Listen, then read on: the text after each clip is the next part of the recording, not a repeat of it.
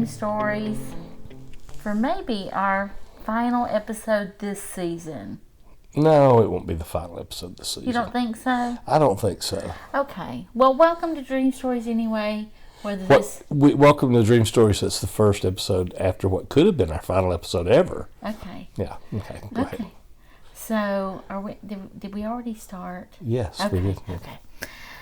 Well, there's no camera rolling, so you have no idea. There's not a camera, and there's a reason why.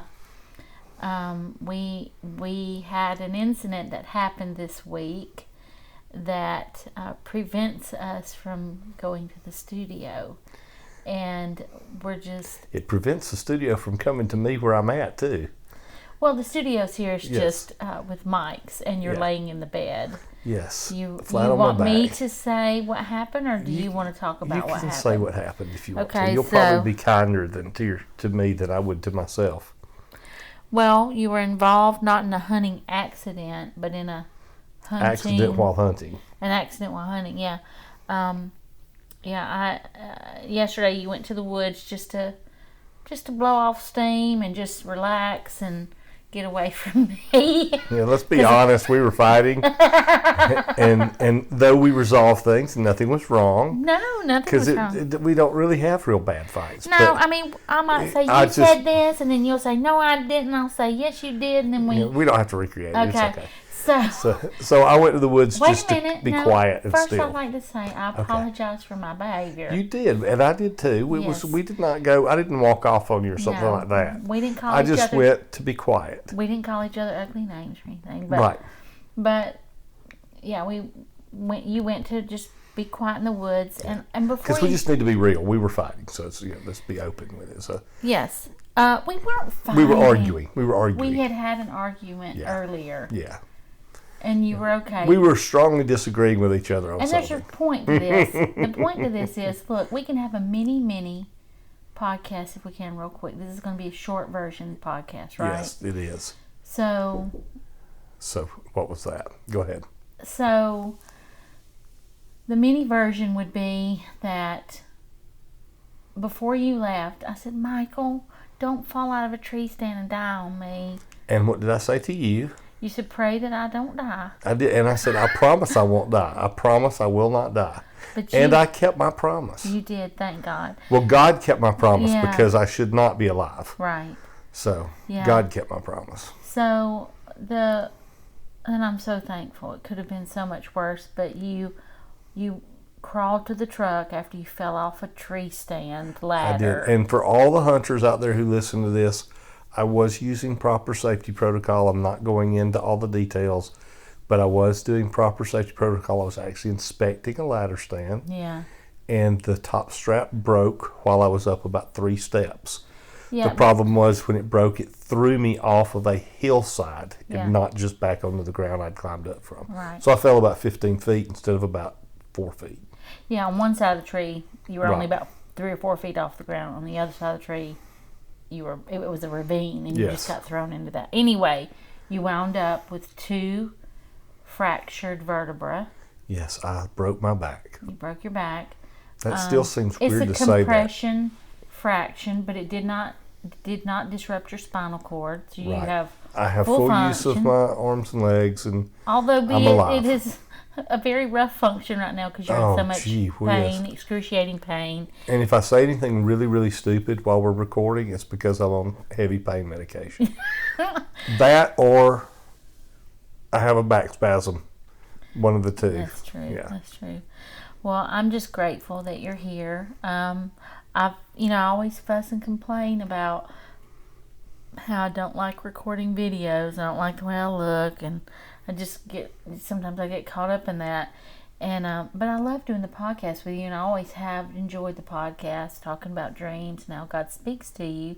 And go ahead, I'll finish that and then I'll the reason why I said earlier, can we turn it into a mini podcast, is I was thinking, isn't that interesting of what I said to you before you left? And we need to talk about that real quick if we can. We can expound on that. We can talk until my pain hits a level that I can't talk anymore. Because you know me, I'd do a full podcast and have Noah bring the cameras down and set up in the bedroom. Yeah. I don't care how I look. Well, I'm just thankful to, let me just say, I'm thankful, and sometimes we get wrapped up in things we shouldn't get wrapped up in, and I should be grateful that I have a husband that's here with me. And I shouldn't care necessarily how rough I look sometimes. I'm thankful that you're here, and as much as I would love to always record without the video and it just be our voices, I'm grateful and thankful that we have the ability to be on video together when we can be. But this is okay too, because I'm actually in my pajamas. I'm not in my pajamas. I'm in my what I call my leisure wear. Yes, you're lounging around the house. My lounge wear, which is just terry cloth, big old fat, comfy pajamas, right? Yeah, yeah.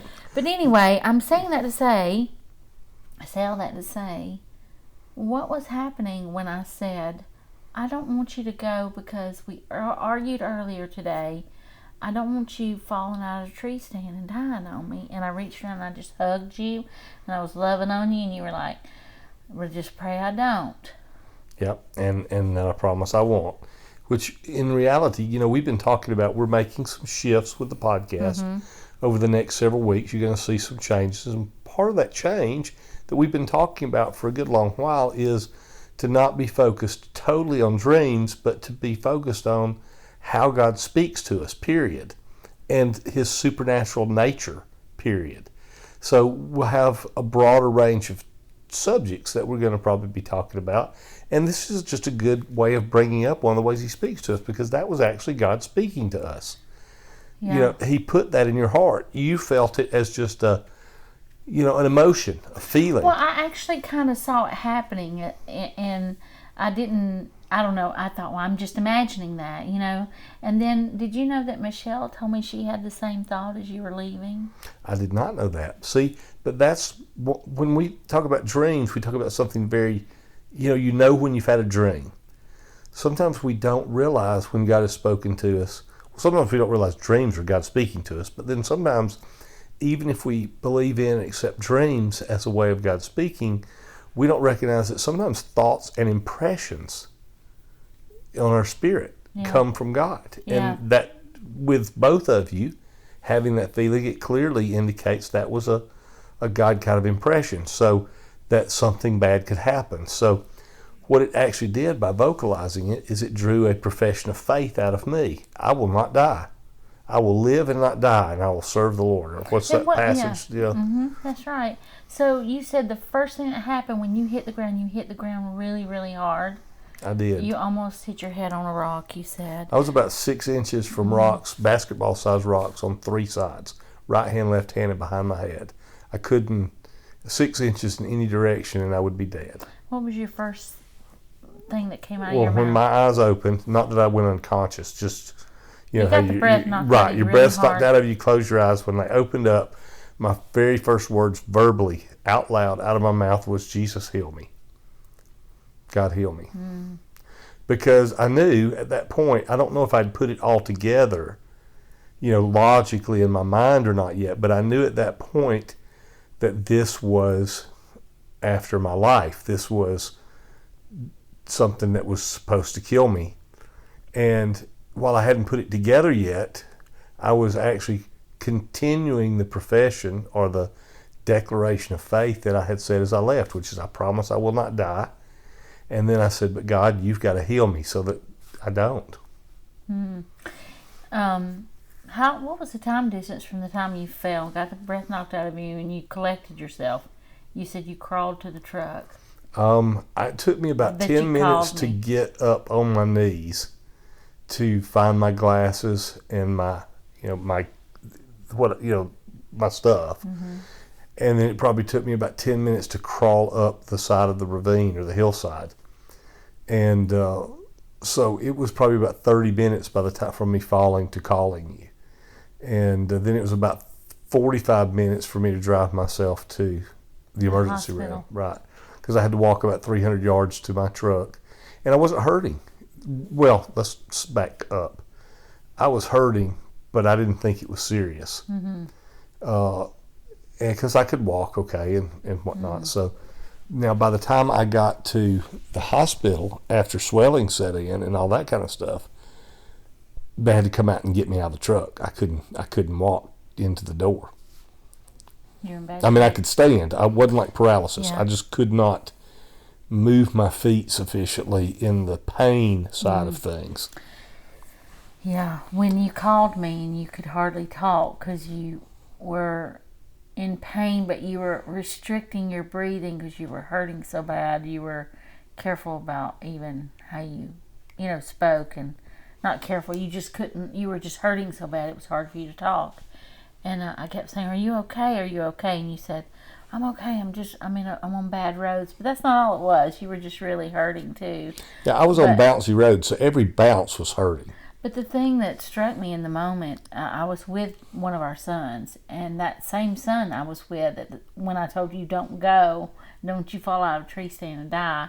That's, he heard all that. Mm-hmm. And so when I hung up with you, when you said you're driving yourself to the hospital, you were going to go to a really close hospital. Right. And so I told him, I said, "He's going to this hospital, so let's go and we'll go meet him."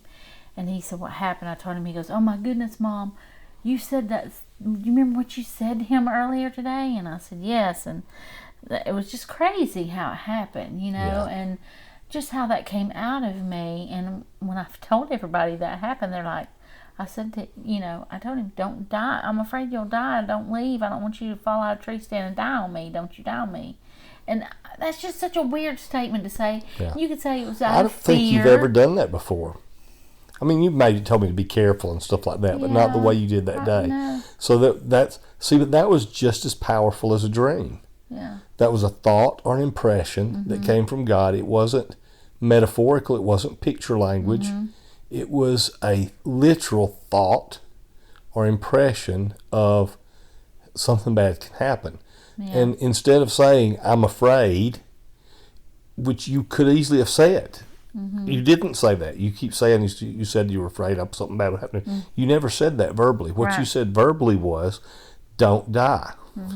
You Don't fall out of a tree stand, die on me. You spoke directly. And honestly, it should have been a warning to me. If I had been listening, I would have never stepped up even 2 or 3 steps onto that ladder stand, because that was so out of the ordinary and something that was not normal for you to say, or for me to even respond the way I did with "I promise I won't." Yeah. That in one sense you could say there was a level of disobedience on my part, because one of the reasons I made the promise is because I knew I wasn't getting in a ladder stand that day. Yeah. I was You didn't going to have any- sit in a shooting house.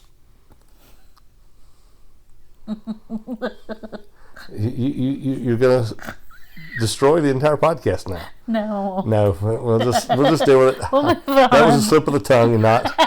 I was not sitting in an outhouse. I was sitting in a shooting house.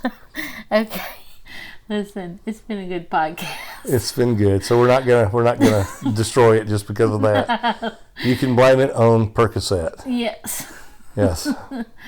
Well, I love you, and I'm glad we were able to do this today, and I'm sorry you're hurting. If anything, we would love for you to pray for us that Michael will not have to have surgery unless it's just absolutely necessary. We will be seeing some physicians over the next few days, and we have some... Yeah, about the time this podcast airs, I should be sitting in a doctor's office for a follow-up. And, and then, just pray that follow-up, if people would, pray that follow-up brings forth a good report. That's our heart's desire. Yeah. I know this was a very personal podcast, and we were talking very funny and silly, but serious at times. So we appreciate you as listeners, and as always, we appreciate you sharing, and subscribing, and Michael can tell you more of the details on that. So. Well, I mean, I'm not going to even get into them today. Just hit the like button, hit the share button, hit the subscribe button. Whatever format you're on, pick the version that works for you, and that helps us to know you're listening, and it helps us to let others know about the podcast. Now, keep in mind, folks, we are a short version today, and we are possibly off the air for a couple of weeks, just depending on circumstances. So don't forget us. Don't leave us. We'll be back hopefully next week. Yes. But if not, then you'll know what's going on, and we'll see you again soon. And until then, we'll still continue to end keep creating.